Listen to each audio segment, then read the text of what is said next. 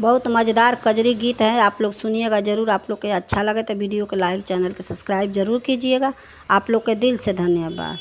गोरखपुर के अली गली में झुलनी अली बिकाई, किंदे किंदे रे देवरवा जियरा लो चेहामा, किंदे किंदे रे देवरवा जियरा लो चेहामार।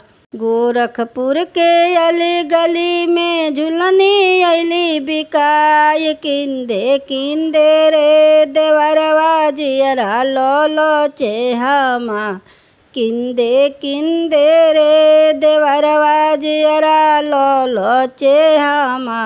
5 बाड़ी रुपया 25 बाणे दाम, फेर दे रे भौजिया जियरा जरी गईले हमार, फेर दे रे भौजिया जियरा जरी गईले हमार। 5 बाड़ी रुपया 25 बाणे दाम, फेर दे रे भौजिया जियरा जरी गईले हमार, फेर दे रे भौजिया जियरा जरी गईले हमार।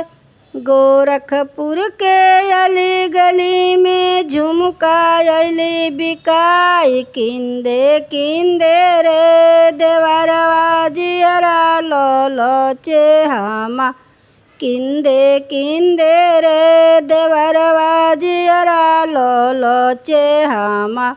5 बाड़ी रुपया 25 बाणे दाम, 5 बाड़ी रुपया 25 बाणे दाम, फेर दे रे भौजिया जियरा जरी गईले हमार, फेर दे रे भौजिया जियरा जरी गईले हमार। 5 बाड़ी रुपया 25 बाणे दाम, फेर दे रे भौजिया जियरा जरी गईले हमार, फेर दे रे भौजिया जियरा जरी गईले हमार।